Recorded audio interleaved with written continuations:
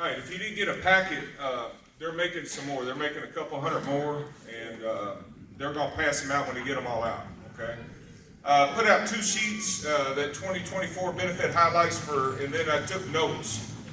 A lot of the bullet points that I've got on my presentation are in those notes, all right? And I'd like to welcome our chairman, Brandon Reisinger. Say a few words. How are y'all doing today? All right. Jim asked me to come out to speak a little bit. I'm not going to get real deep into the benefits. This man's as good as it comes as far as the benefits goes. But he did ask me to come out here and talk to you all a little bit about the $50,000 bonus. Nobody's here to know about the $50, are they? The $50,000 SRI, which is a special retirement incentive. I know we've had a lot of questions on that, and I know in 2019 we had some issues with some folks that had signed up to go after September 15th, but prior to the ratification of the contract. So I want to clarify a few things right now. If you go and you look in the book of changed language, it's in there and it's written as clear as day. Anyone who retires that is eligible, and when I say eligible, we hear the 55 and 10 is floating around a lot. 55 and 10 is actually not accurate because you have to be a legacy employee with that qualifies for the pension program in order to receive this bonus. So a better way of putting it, me and Jim have talked about it, is actually to say 55 and legacy, which means you have to have been in the building by 2007. So it's really like a 55 and 17. Now, anybody that's got 30 years, obviously, is going to qualify for the package. But you also do qualify if you're over 55 years of age and a legacy worker, a pension worker. And the way that it is written in that book says that anyone eligible for retirement that retires in 2024 is eligible for this bonus.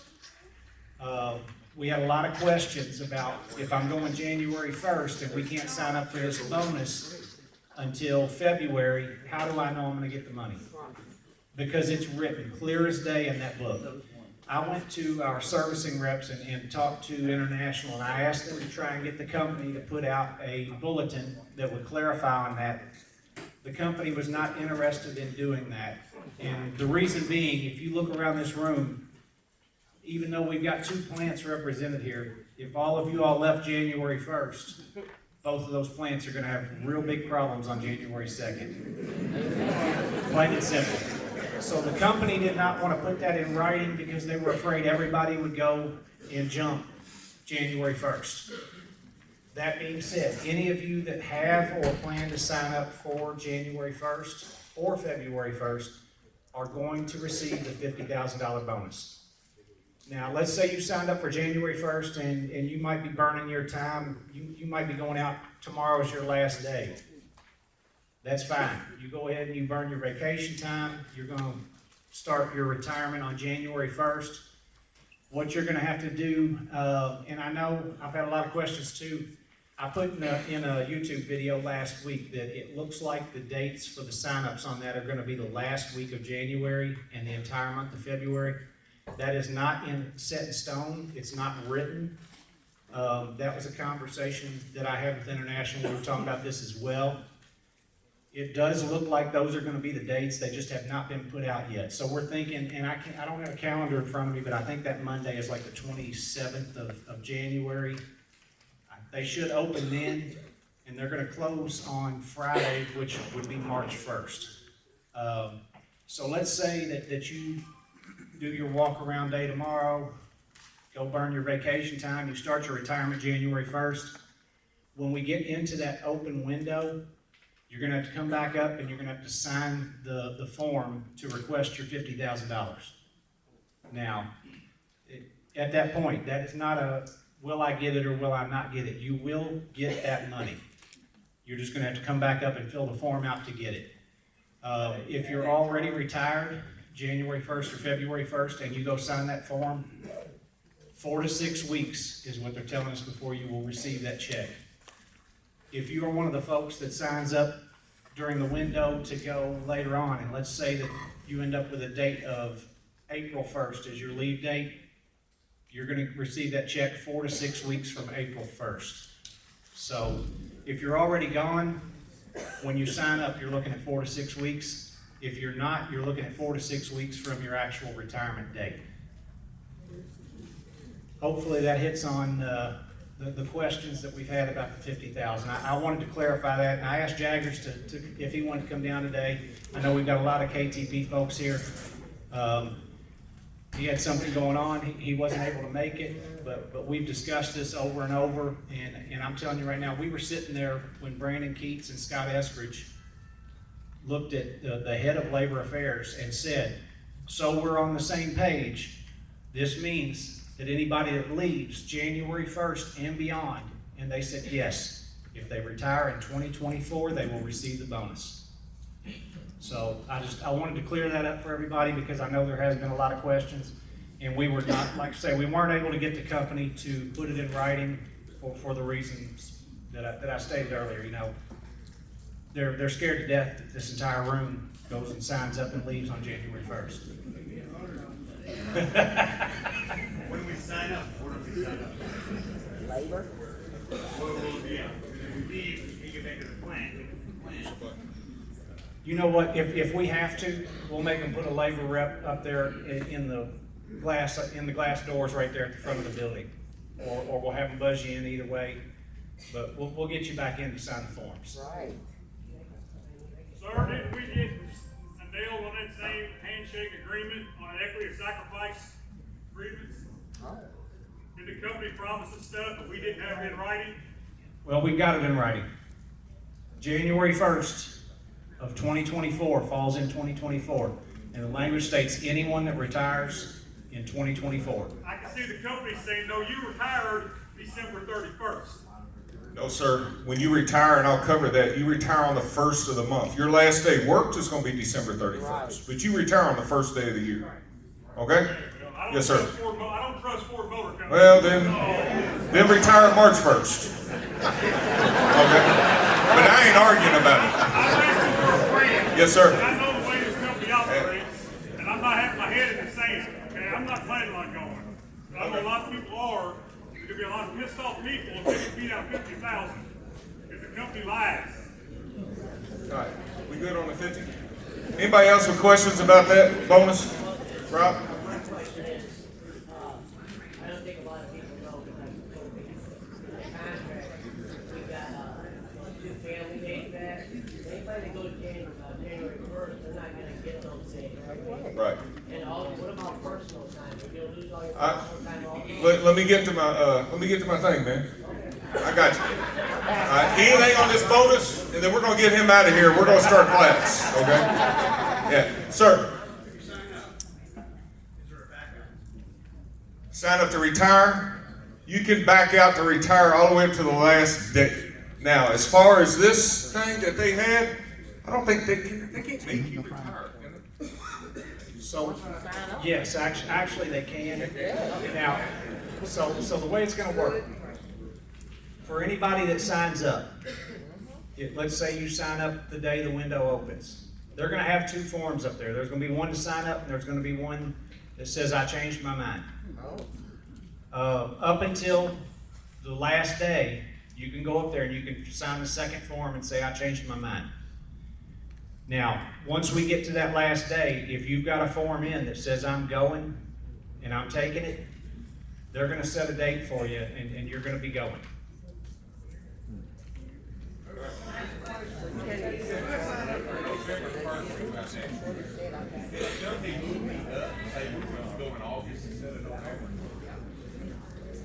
So the question he asked was if I wanna go November 1st, can the company move me up?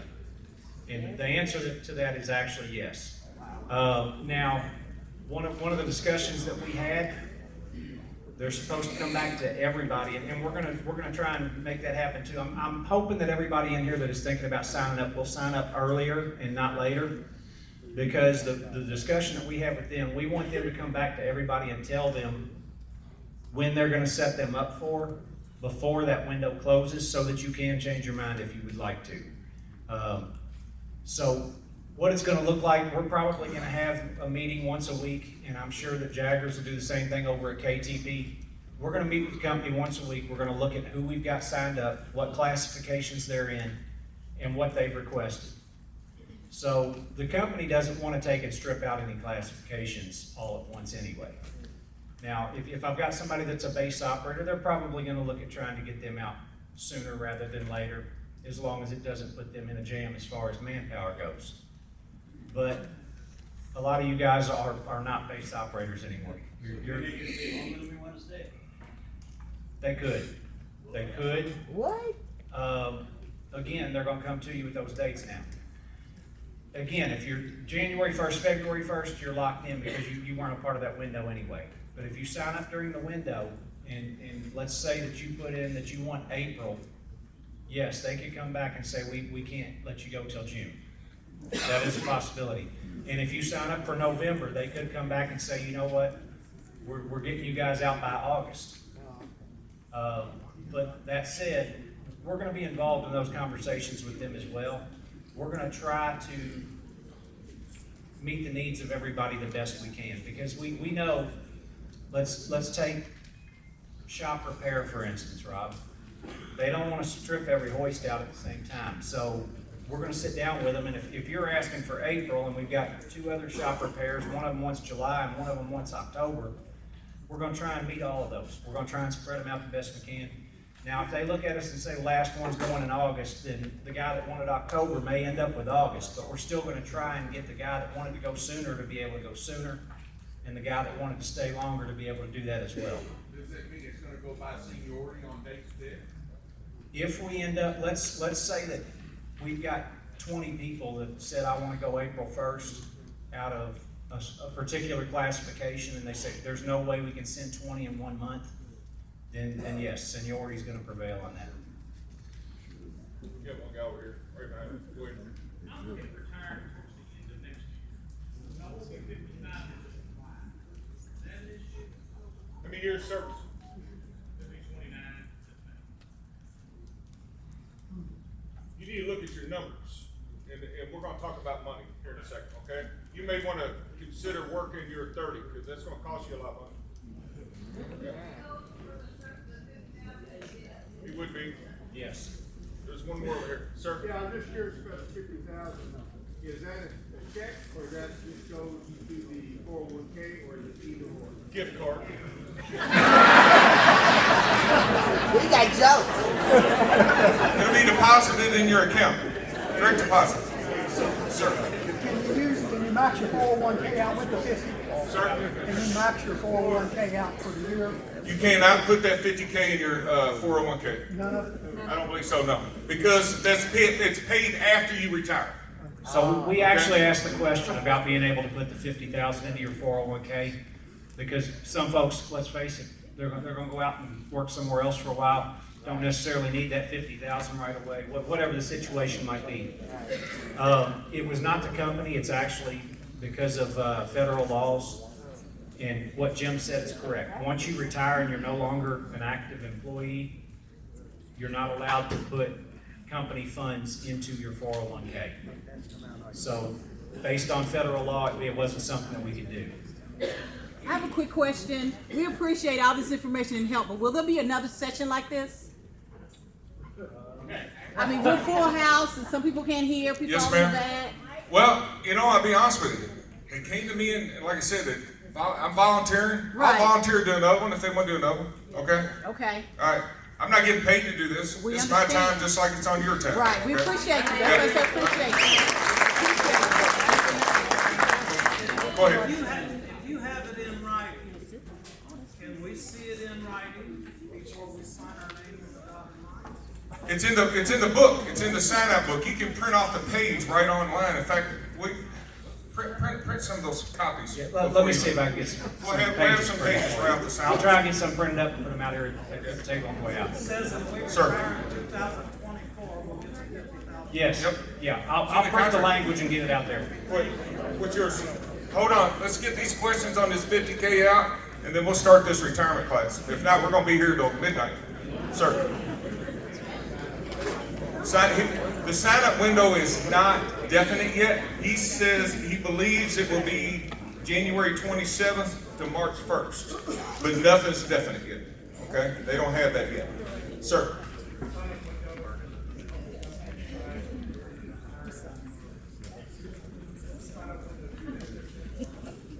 It doesn't matter.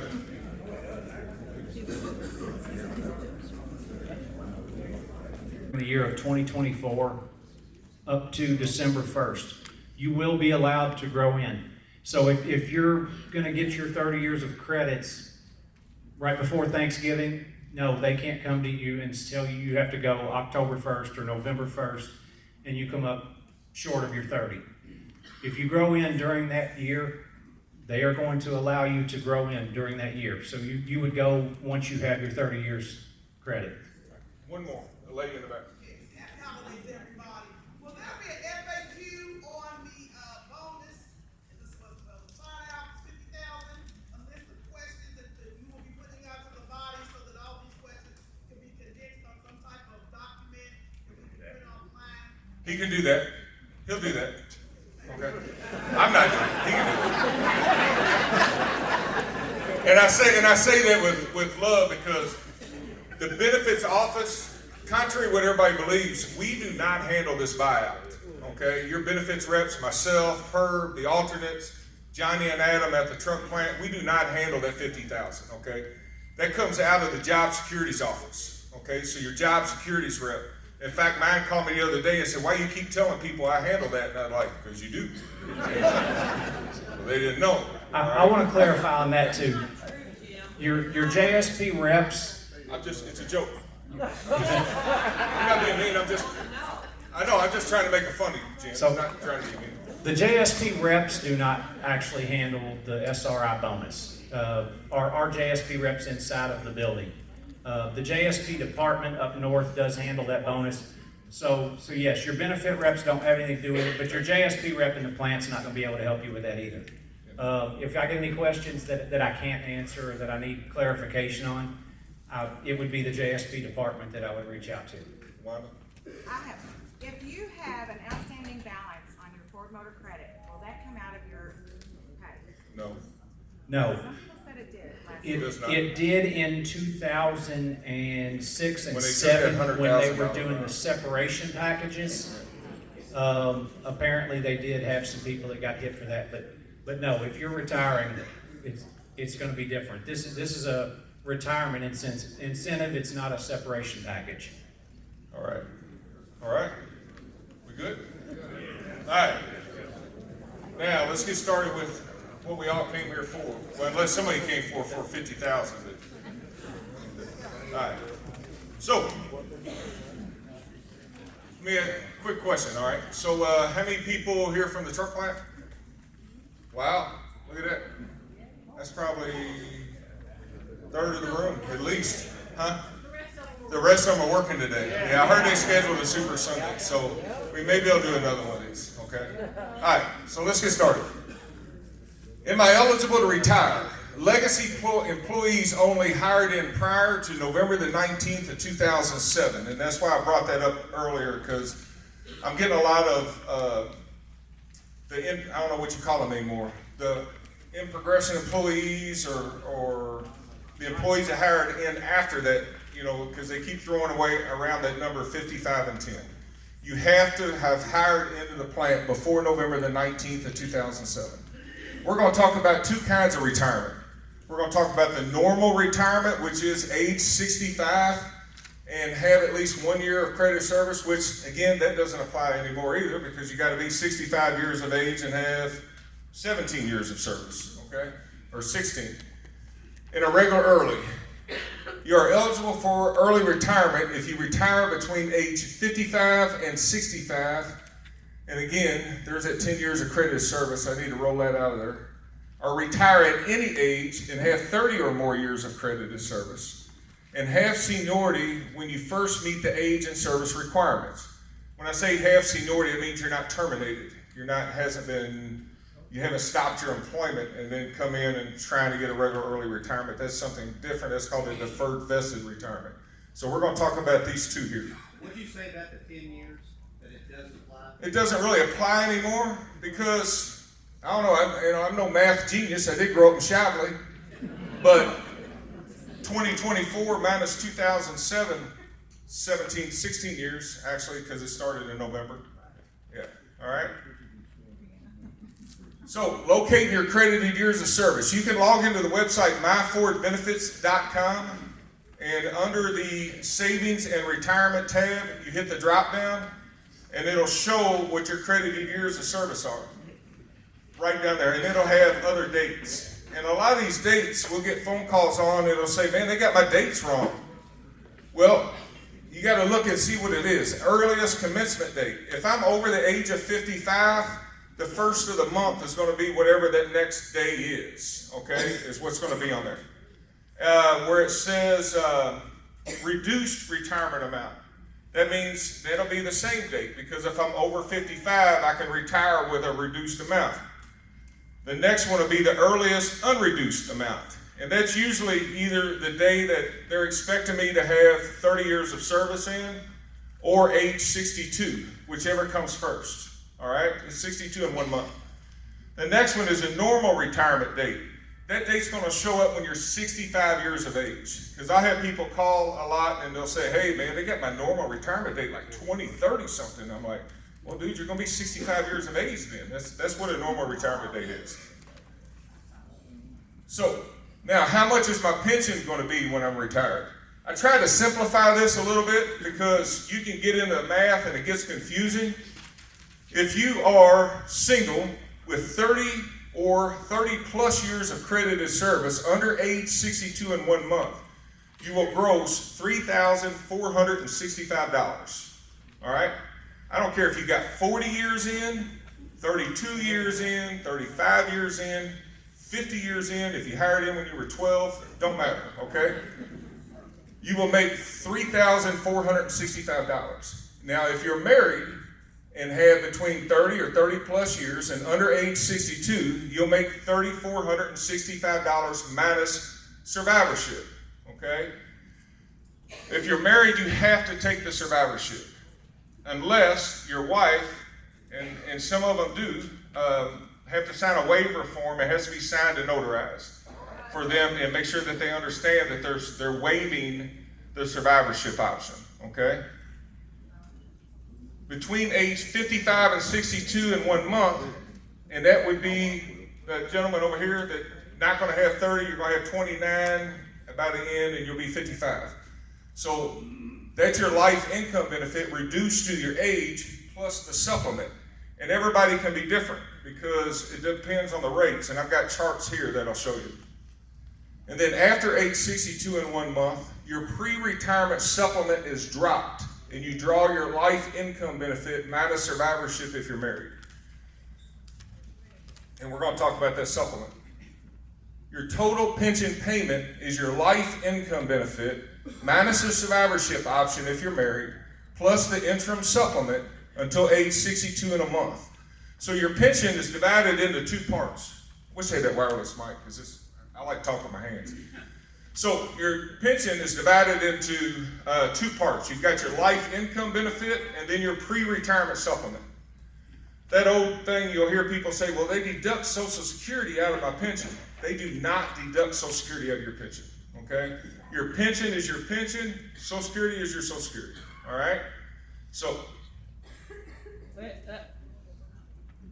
I'm here. So what you're saying is, I'm going to have a question thing. Go what ahead. you're saying is, we'll get the 34 something, and then we'll still get our. No, that's not what I'm saying. And I'm going to get to that. Okay?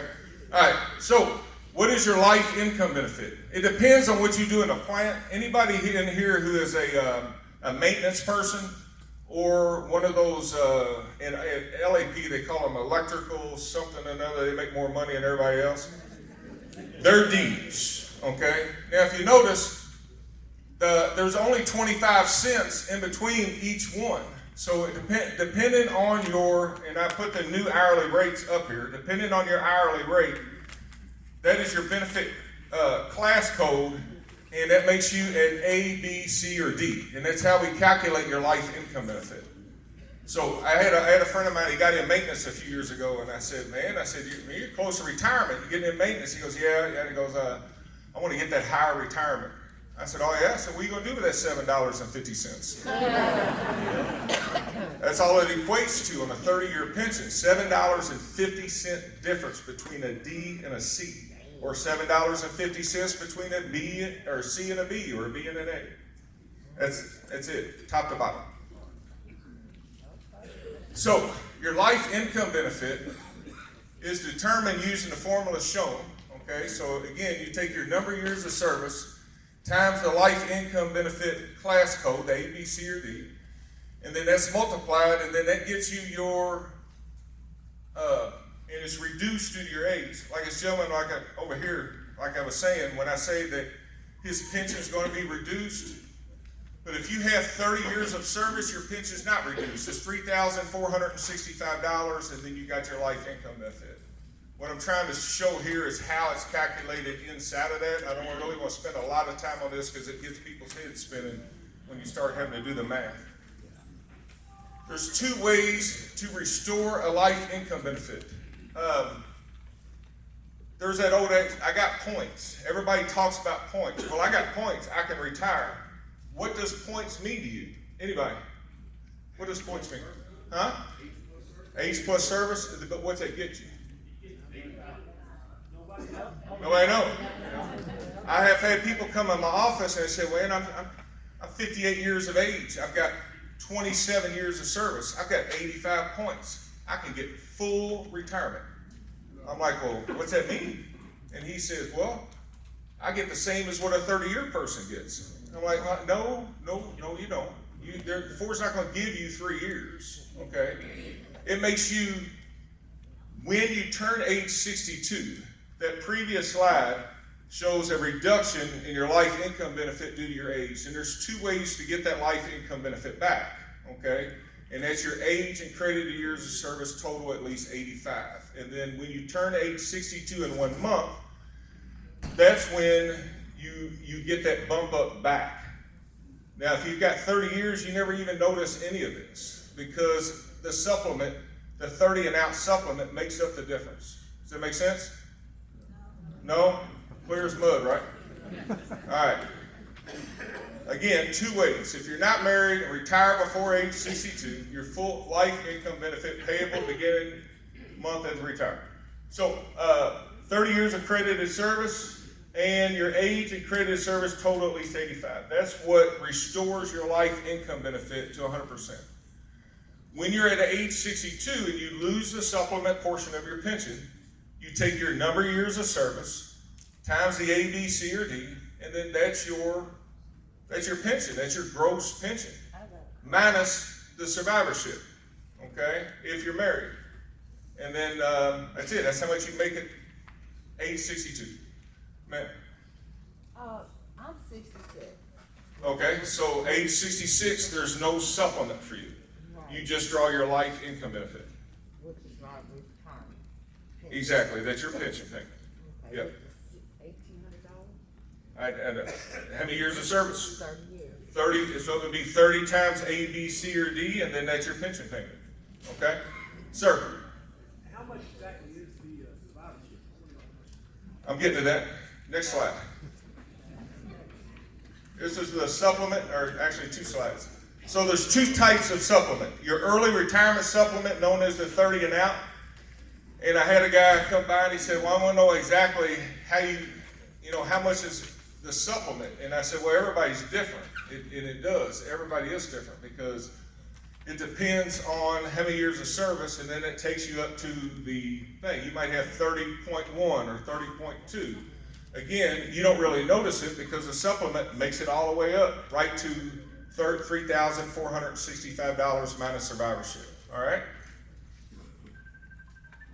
And under age 62, between 55 and 62, and I keep pointing over here to this gentleman because this is using his example, because he's got 29 years and age 55 at the end of this year. he would take the 29 times $24.70, and then that would be his supplement. Then you would take the 29 times your A, B, C, or D, and then reduce it due to your age on this one. So he would only get 57.9% of his life income benefit, plus his supplement right here. So just doing the math is where I came up with $1,800. It's just, it's a huge cut. And because your age and credited years of service total together will not be 85, he'll be stuck at that 57 point whatever percent forever. Okay? He'll never get that bump up back. Survivorship.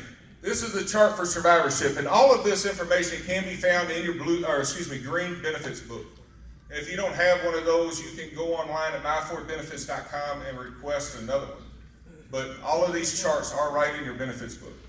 So it costs a little more when after you done got divorced by hanging out at Stooges too long,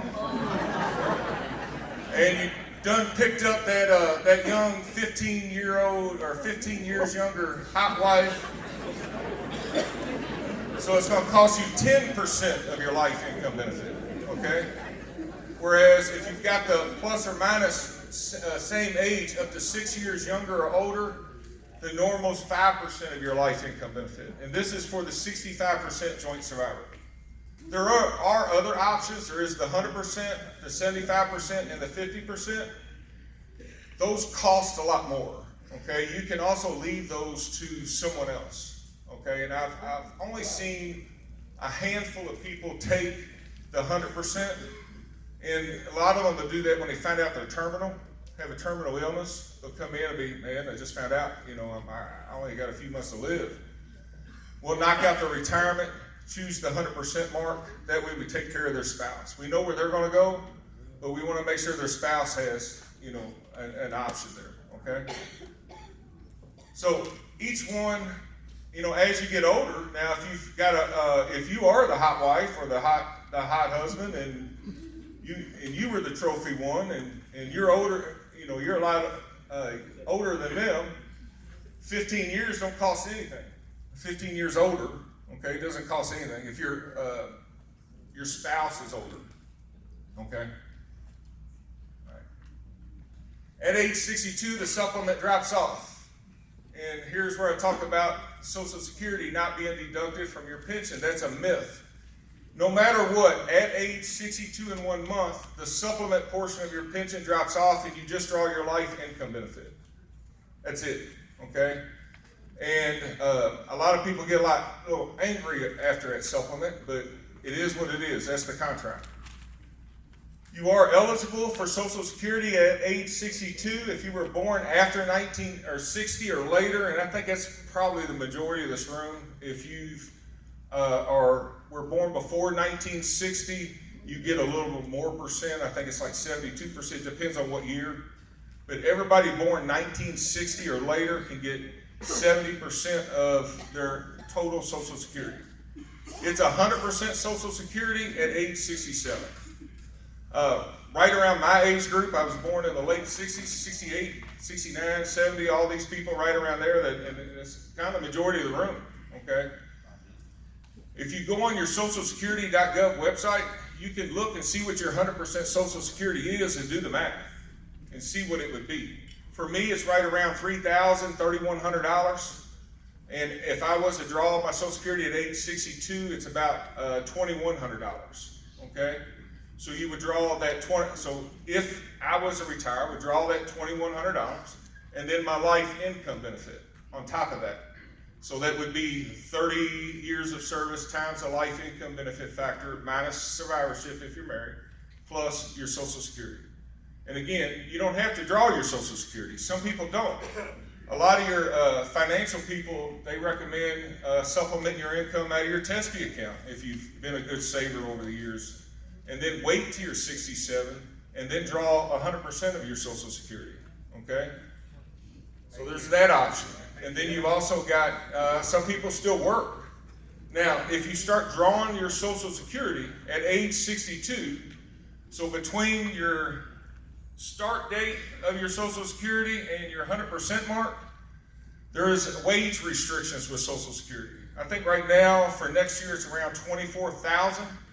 So if you make more, if you go work and draw your Social Security and you make more than 24,000, they'll take $1 for every $2 you make over that amount back in your Social Security. They'll pay you back later on. They did. Yeah, sir. Hey, I know we got a lot of veterans, and I don't know if y'all realize this or not, but as a veteran, you can sign up and you are eligible for $100 extra a month on our Social Security. Cool, thank you. You sign up for Social Security at the Social Security office. We don't do that here. Yeah. All right. Quadro, Qualified Domestic Relations Order. How much is your ex going to get? That's always a touchy subject, okay? Now, I'm divorced too, all right? So my ex-wife's going to get a portion of my pension. Everybody's quadro is different, all right? And if you fall in the same category, find your quadro.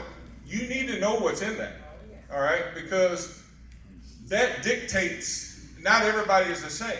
There's different things in there. Does your ex-wife get raises? Or ex-spouse, do they get raises? You need to know if it's written in there.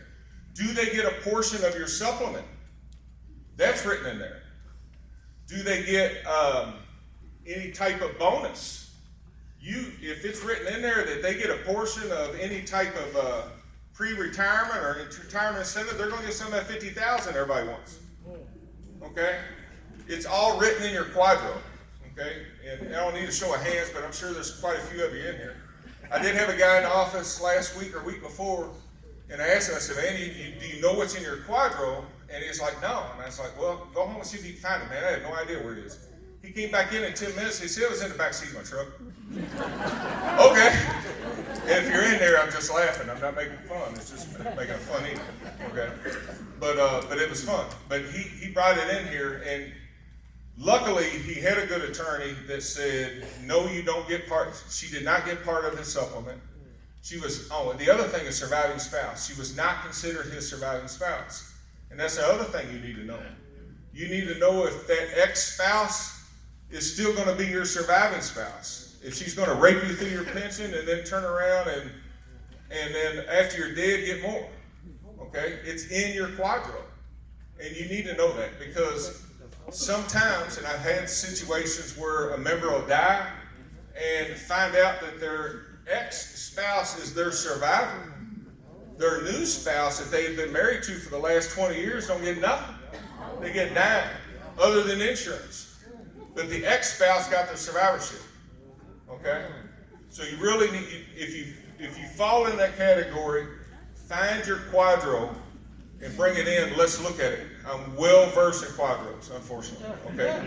Over the years, I've seen a lot of divorces. I've seen a lot of marriages. I've seen a lot of deaths. I've seen just about it all. Bring that quadro in here. Let's take a look at it. We can scratch out, and do some general math. I'm a numbers geek. I'll wake up in the middle of the night and grab a calculator for something, and we'll figure it out. Sir, what? Ain't got nothing to do with it. It's your quadro. He asked, he goes, what happens if the ex-wife gets married? It don't matter. She still gets a portion of that pension due to the ERISA law. Because of the ERISA law back in the 80s or whatever, she's entitled, and that's not your portion, that's not your pension anymore. It's her portion of your pension. Yeah. Sir? Well, I got you, okay, and I've seen that before. However, it's in your property settlement agreement that there should be a quadro, and if you've never done a quadro, we can call the National Employee Service Center and ask if there's a quadro hold on this account for retirement. And even though you didn't do one, there might be one. There might be a hold on the account, waiting for it to get done, okay? I have seen situations where someone had it in their property settlement agreement that there should be a quadro done, they've never done it, and then they go and retire. Well, then how long is it going to take for your ex-spouse to find out, hey, he retired? Ooh, I think he owes me some money. Next thing you know, you're going to court, and then what they do is they cut your pension in half and they hold it. They hold it until you get your quadro in. All right? And then they'll pay out the ex-spouse, and then they'll pay you what's left over. Okay? There was another one. Sir? What happens to your pension if you were to pass away? Does she still get it? It depends on what's in the quadro. Your part back? It depends. It depends on whether or not it's been taken over her lifetime or your lifetime. And it's spelled out in the quadro. Okay? Mine's like that too. If I pass away, I mean, she's still gonna get it. But if she passes away first, I get it back. But it has to be written in there. If it's not written in there, ain't nobody gonna get it. You'll never get that back. Yeah. Sir? Okay? I'm gonna cover that.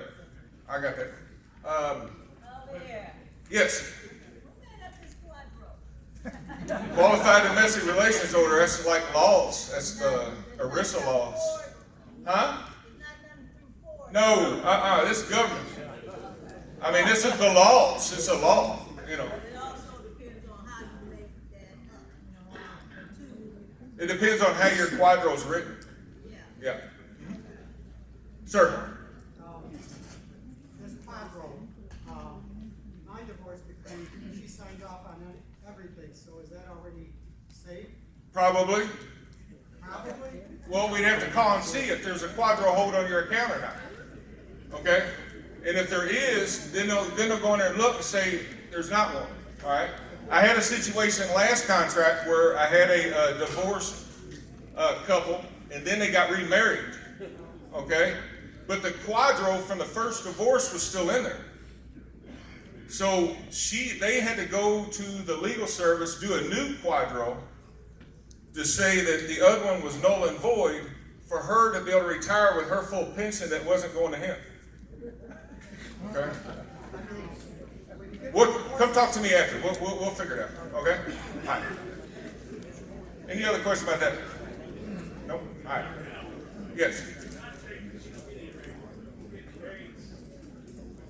So it's calculated off the old rates. What he asked, he goes, his says that she doesn't get a raise. Mine says the same thing. So they calculate it off of the rate of whatever the rate was when you got divorced. Okay? All right. This is my question and answer session. All right. All right. Any other questions about pension? Okay. Anything else about pension, quadros? I got one back here, right behind you. Yes. My question is, just to clarify, the 3,400, until you get to 62. At 62, then you drop back to the 1,800. Whatever your life income benefit is what you drop down to at age 62. Yes, sir. And then if you choose to not take Social Security, you stay at that 1,800. Social Security has nothing to do with it, whether you take it or not. Irregardless, no matter what, at age 62 in a month, you're going to lose that supplement portion. Okay? So you would be at 1,800 until you decided at 67 to start taking the Social Security out. Again, as far as the pension itself, it has nothing to do with Social Security. Now, as far as your gross and however you're calculating your budget, yeah, you're going to have more money if you wait till 67. Okay? Live in Indiana, we recommend that if you're drawing the $3,000 pension, withhold about $100 for state taxes. And if you're drawing like just your life income benefit, about a little more than half of that, then withhold $50. I've been doing that over the last 16 years, and I haven't had nobody come back and say, man, it was too much or not enough. Okay? So that'll get you in Indiana. In Kentucky, your pension check is not taxable income up to a certain amount, so most people do not withhold state taxes. Ma'am? You're talking about the benefit class, A, B, C, and D? Yes. How do we know which one we are? I know you said. Pay rates. If you look at your pay rate right here, and it's in those sign-off sheets in the contract book, then the new and these are the new rates if you want to snatch a picture of it. If you make $37.02 or more, you're a D. $35.53 to $37.20 a C. $35.18 to $35.53 a B. And $35.17.5 or less, then you're an A. Okay? Yeah. Yes. Are union dues taken from my pension? Union dues, she asked if union dues are taken out of your pension. I've only had about a handful over the last 16 years not take union dues, okay? Union dues are voluntary for retirees and it's $3, all right? All of the money goes back to the retirees. All of it. It goes back to a portion of it goes to the National Retiree Chapter and a portion of it goes to the local retiree chapter, okay? Yes. On that, pay code, does it say somewhere in the book about just take that rate for 2 years, in your last 2 years? Yes, he asked on the pay rate code, how long you gotta work to be able to get that. It goes off of your last, the most pay rate that you've had over the last 2 years. Okay, so you'd have to work like 366 days in that pay rate. Yeah. Sir? 500 copies out here. He's got 500 copies of that $50,000 letter out there. Okay, so grab one on your way out. Go ahead. You said you had to work 2 years at that pay rate, everybody's got a raise, so nobody's gonna work. No, that's not gonna apply on this one, okay, because you can't go backwards. They're not gonna make everybody an A. It's gonna go off where your pay rate is, okay? Yes, sir.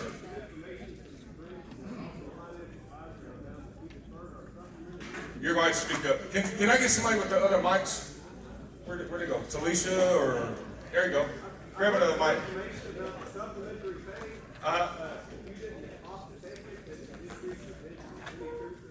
No. Sir. You received your what? Yes. Okay.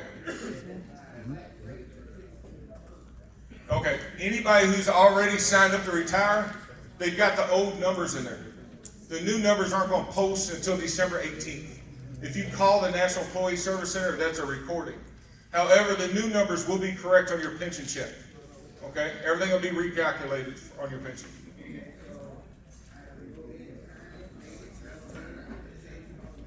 Yes, sir. Absolutely. Yep. Ma'am. Oh. Sir. Yes. Bob. That is the latest number, $3,465 under age 62, 30 or 30 or more years of service. Sir. Okay, so you said the 3465 is your life income benefit, then you said minus survivorship? Yes. How much is survivorship? We have a chart. How your survivorship is calculated was off of this chart right here. And you take your number of years of service times your life income benefit factor minus whatever age group that you're in, okay? If you're plus or minus 6 years, then it's 5%. And most people are. I get a few, with the younger one or a few with the older one, All right? Yeah. Sir. Any additional years of service beyond 30 don't benefit you from retirement number, right? Under age 62. What he asks is if you work more years, it don't benefit you. It does. It really does. However, if you're under age 62, it doesn't matter if you got 30 or 40 or 35. Everybody's going to make $3,465. Now, however, when you hit age 62, that's when it's calculated. Okay? It's your number of years of service. So if I leave at 30, all right, so I would be 30 times 59. I'm just going to say 59 is an average in the middle. I would leave at 30 times $59. And if you stay to 40, you would have 40 times $59. Okay? So yeah, it does benefit you, and it benefits for you the rest of your life. But it doesn't benefit till 62. Age 62, correct. Yes, sir. You're saying you'll get back to full at 62 if you go out under 62. But it's still less than $3,465, man. You know what I'm saying? The supplement's making everybody the same. Everybody the same at $3,465. And if you do that times 12, it's somewhere around $41,000 a year, I think.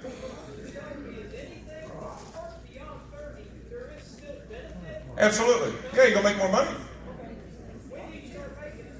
Age 62 in a month. When you retire. If you retire at age 62. Then it's $3,465. Then you lose the... All right, special payments after retirement. A member asked about that $50,000 that paid out after retirement will affect your Social Security. Okay, the answer is if you don't put in this SSA 131 form, it will. Okay, if you are going to start drawing your Social Security when you retire, after you get that $50,000 bonus, come see your benefit rep. Come see us. We need to fill out what's called an SSA 131 form. We download it off the internet. We fill out the top part with your information. We will email that to our contact at Labor Affairs. They will have it filled out by payroll, and then they will mail it to you. It's been coming second day error. It's been coming second day error, and they've been getting it within 2 or 3 days from us emailing it. Okay? And what this form does, it will be a breakdown of your pay, your base pay, your vacation pay, the bonus pay. Okay? So anything that was paid out to you, like unused vacation time that was paid out after you retired, that $50,000 bonus, all of that is money that you earned prior to retirement. Okay? With this form, and then you take this form to the Social Security office, and then they won't deduct anything out of your Social Security. All right? Does that make sense? Whoever had that question, I clear that up? All right. All right. Now, sir. Yes. It sure does. Yeah, because he asked if that counts for profit sharing, and yes, that counts for profit sharing. I would wait till after you got paid out everything, your profit share and everything, and then request that form. Or unless Social Security contacts you first. If Social Security, they'll contact you and say, wait, hey pal, you made a lot of money. We're going to take that back, okay? And then they come in my office and they're scared and mad and didn't sleep night before, fill out a form, get it, turn it in, you're fine. Yeah, sir. You may not be able to answer this, but I'm going to ask you anyway. I will receive a pension from somebody else when I'm 62. Okay. Will that affect Nope. what we got going on here? He asked if he gets a pension from somewhere else, does that affect his pension? The answer is no. No. Your pension from Ford is your pension. Nothing affects it. Ma'am? Again, I'll start doing my Social Security in April. Okay. So I'm still gonna work until I. Don't affect anything. That's your Social Security. Again, Social Security is totally separate from your income. But all right? that 50K, that's the question. Ain't gonna affect your 50,000 either. Okay? Do I gotta still have that paperwork? Absolutely. No. You won't have to get that SSA 131 form filled out because you're over 66. Oh, okay. Okay? Okay. It's only if you start drawing it early, between 62 and 67 normally. Okay? That's when it's gonna affect it. Okay, thank you. All right? Sir? If I retire at 50 and 24, but I don't draw my Social Security until 25, that I need that form. It's a new year, right? No. Yeah, you won't need a form. Yeah. And what he asks is if he starts drawing Social Security the next year, okay? No, it won't affect it. It'll only affect it from the time you start drawing on Social Security and out, okay? And forward. Yes. All right? All right. And that would be in a different year anyway, so it wouldn't matter. All right? Any other questions? All right. Here's some other things that people, they kind of don't tell you. MyFordBenefits.com is where you're going to go to check your paycheck stubs, all right, for retirement. When you go to retire, Ford's going to flip a switch and all your CDS IDs that you had, those passwords, they're going to be turned off, all right?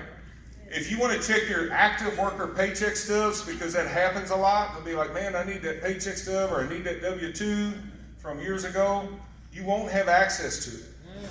If you want that, I would recommend before you retire, start hitting print or saving them, okay? Save them to a file. The only other way to get old paycheck stubs or old W-2s, we have a form to fill out for the W-2, and we send it to pw2help@ford.com, and then they'll mail you one or whatever year you wanted.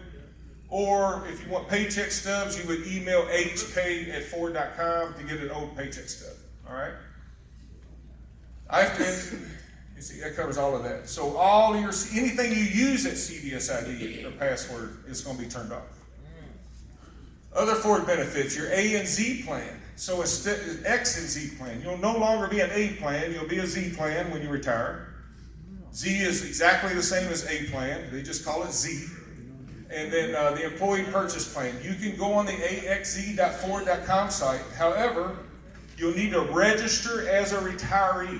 When you go to log in, again, that old CDS ID and password that you've been using for years will not work. You'll register as a retiree. Also, legal service.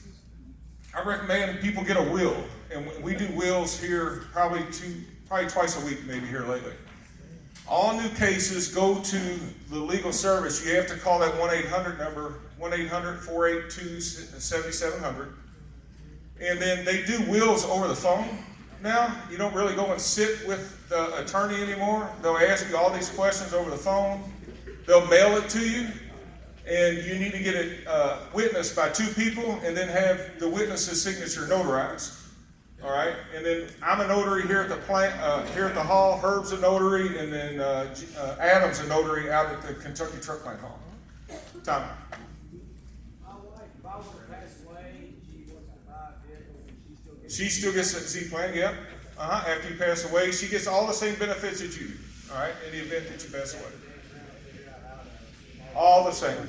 Okay, she'll have to register different, or she can call the 1-800 number to get a Z plan. All right.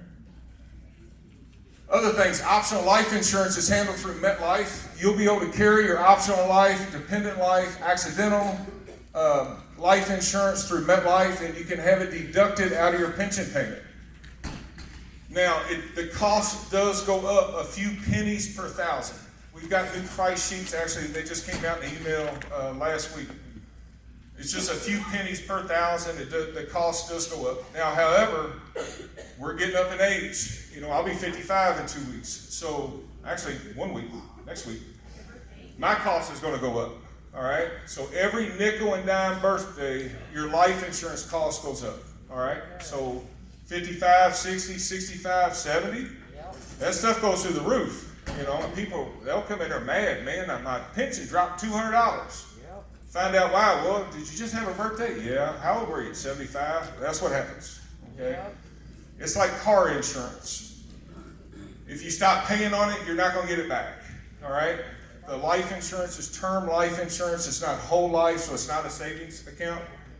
All the payments you've been paying into it, you're not going to get those back if you don't use it.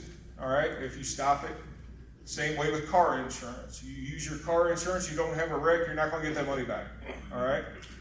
So you can, now after you retire, you cannot increase your life insurance. You can decrease it or stop it. All right? Now, your company provided life insurance, it stays the same amount when you retire. All right? For 18 months. And then it will start dropping 2% a month every month until it hits what they call the ultimate amount, where it won't go any lower. And again, we start getting into the math. To find out what your ultimate amount is, and it's in your benefits book, you take your number of years of service times 1.5% times the amount your life insurance originally was. So I think I did it the other day on the math. It was like, it was a maintenance guy. He had like $85,000 in life insurance. Had 30 years, so it was 30 times 1.5% times that, and I think it would drop down around 39,000 or so. Somebody with a calculator could do the math. So it won't go any lower than that. But again, after 18 months of being retired is when it will start dropping just a little bit here and there, all the way down until it gets to that amount. Sir.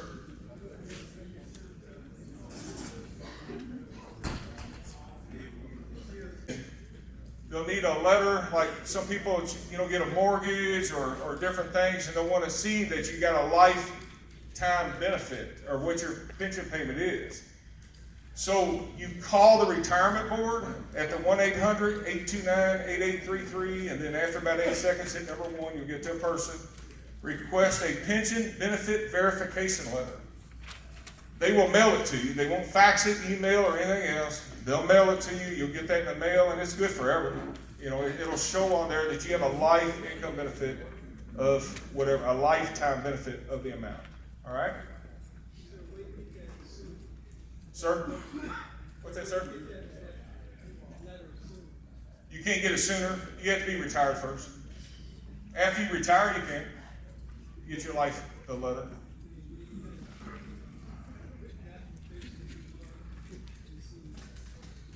You can use your pension. You want to know if you can't get anything showing that you get a pension, you can use your, before you retire, your papers, you can print those that we did when you did, actually you have one. You can print that off, although it has the old numbers on it. I guess you could call after December 18th and have request something for new numbers. But if you need something prior to that, you would need to do that on the myfordbenefits.com site or the National Employee Service Center or call them. All right? All right. Sir? The last contract you put out a book after your presentation. Are you gonna do a slideshow I gave you notes. I copied almost all of these bullet points on that note sheet. Did you not get one? Yeah, I got one. Okay, it's on there. Okay. Any of these charts or anything are right out of the benefit book. And no, I didn't do it like a big packet. I just did the benefits of this. All right? All right, what your family needs to do when you die, call your respective plant benefits rep. All right? What we do, and we handle it, because all too often we have people they'll call that one, they didn't know you had life insurance. They don't know what to do about the health care. I did get a call one time, and a guy, his daddy had passed away, and he told me, he said, I said, all right, well, here's what I'm going to do. I'm going to call the retirement board. We'll stop his pension. He goes, whoa, wait a minute. You ain't got to do that right away. I was like, well, what do you mean? He said, my daddy worked there 35 years. We were part of the family. We should get some of that pension. Just wait a little bit. And I said, so what you're asking me to do is commit fraud. Yeah. No, we're going to report the death. Okay? You can't draw the pension payments after. And once they figure out that they paid out pension payments, they'll do electronic withdrawal and pull that money back. Or they'll bill the estate for the money if they didn't get it back. All right? Or they'll cancel the checks. Tom. The survivor family pay for a pension, that has nothing to do with benefits for our life after we pass away? No. So if we decided not to do the survivor thing, She'll still get the benefits. Absolutely. He asked if they chose not to do the survivor, will she still get benefits? Yes, they do. You still get all your medical, dental, vision, and everything else. All right. Leftover vacation hours. Any unused vacation hours will be paid out after retirement. So once they put in the termination code, they will send you a check, or not send you a check, but they will deposit, if you have direct deposit, into your account your unused vacation hours. And here's something a lot of people don't know, is that they will prorate your vacation hours at 1/12 per month times the number of months in your eligibility period. All right? So if I have June eligibility and I retire January 1st, I'm going to get 7/12 of next year's vacation time. You take 200 divided by 12, and it's about 1666 and infinity. Times that by your number of months, and that's how much vacation time you're going to get. It's a surprise check to a lot of people, okay? Because they don't realize. And a lot of people say, man, I'm not leaving until I get to my eligibility so I get all my vacation. Well, it's 16 hours per month is what you'll get, okay? All right. Sir. June to June, or December to December, however many months you've worked in your eligibility period, you'll get that number of vacation hours prorated. Sir. Do they pay unused personal time? That's what it says. Any unused vacation hours, personal time is the same. How it's listed in the contract is vacation hours. They deduct 40 hours out for personal time, but that's all vacation hours. Whatever number of hours you have left over, vacation or personal, they'll pay that out. All right? All right. What? Family days. Family days, use them or lose them. Okay? That's the way those family days are. You either use them or you lose them. And if you retire January 1st, you're not going to get those 2 family days. All right? Now, profit share. You are eligible for any compensable hours you have worked during the year at Ford Motor Company for profit share. Profit share will be paid out to all eligible retirees at the same time as the active members. So if you retire January 1st or whatever for this past year, any compensable hours, and then they have and they have a profit, which they will in March, then you'll get whatever the rate is times those number of hours. Now, if you've worked this year next year in 2024, any hours that you work during that year, you'll get that paid out 2025 if there's a profit. All right? Make sense? Yep.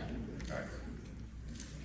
TESB, Tax Efficient Savings Plan Hourly Employees. So, refer to your myfordbenefits.com to set up if you want to take withdrawals out of your TESB account, current loans, or direct rollovers. So you can't put more money back in your TESB account once you retire. You can't have like, well, I'm going to take some of my retirement and have it put in my TESB. No, you can't do that. Only your active employment. You can do a direct rollover somewhere else. And I want to thank the Ottmans for coming back here to Primerica. They are Ford retirees also. They do IRAs and savings and that type of stuff. Y'all can talk to them if you're interested in like rolling. You can do a direct rollover once you retire and roll that over anywhere else, your whole TESB account, or you can cash it. I've had people cash it out. Now that's generated income. You'll have to pay taxes on that. All right. Sir. Can we use that rule of 55 on TESB withdrawals? Earlier, 59.5, no penalty? I don't know. I'm not gonna kid you, I have no idea. That's tax laws and that type of stuff. I'm lucky to cover this. Okay, I'm not gonna kid you. But you would need to talk to a financial advisor like them back there. You do have the benefit of financial engines. Who asked the question? I'm just looking in general. Oh, there you go. Yeah, you would need to talk to, there's also the financial engines that's in your TESB account. You can ask them or ask a tax person. I don't know. Okay? Yes, sir. All right, ma'am. When it comes to TESB, do we get with them or with you after retirement? I mean, for You after get with national. as far as dispensing money. Right. To supplement. You go straight to the national. She asks, who do you get with? Do you get with us, the benefit reps, or who? You get with National Employee Service Center. You can handle your business over the phone or through the website, myfordbenefits.com, or there's an app also. Most everybody in the room there's probably a couple of you with some little jitterbug, little flip phones, but most of us all have those smartphones, and you can download the app, the Alight app, okay, and use that app, and you can facilitate your plan right through that app on your phone. All right? All right? Say that again, sir? You don't have to take your money out. No. His question was, does he have to take the money out? No. You can leave it there. I think it's age 72. Okay, and again, I'm not well versed in the law, or age 70, 71, 71. You got to start taking mandatory withdrawals. And if you don't take the percentage, whatever that percentage is, out, then they will send you a check at the end of the year and do it for you. Age 71, there's mandatory withdrawals. In the back. No. You can go online. He asked if he has a TESB loan, does he have to pay that off or what? So, no, you can still go online and make payments at myfordbenefits.com under the loan tab and make your payments there if you want, or you can pay it off. You can do whatever you want to. Now, if you don't pay it off, then they'll 1099-R you, and then you'll pay taxes and penalties on it. All right. All right. Sir. I have an ex-wife who is not legacy. She will still be at Yes. work. I have 2 kids who are 17. Would they be better to sponsor me on my insurance? I'm going to cover that. I'd put her on her insurance. Okay. He asked about, and we're going to talk about dependent eligibility here in a second. Okay. All right. Anything else? Nope. We have retiree meetings every third Wednesday of the month, starting at 11:30. And the meeting, they start eating at 11:30, and they have it's right here in this hall. And everybody's welcome to come. Okay, they serve a box lunch. One of the benefit reps, usually I pick it up just about every retiree meeting and answer questions or talk about anything current that's going on in benefits or any issues or things that come up. And we've had a lot come up here lately with the Baptist Network of Doctors and the Humana going away, and we talk about those types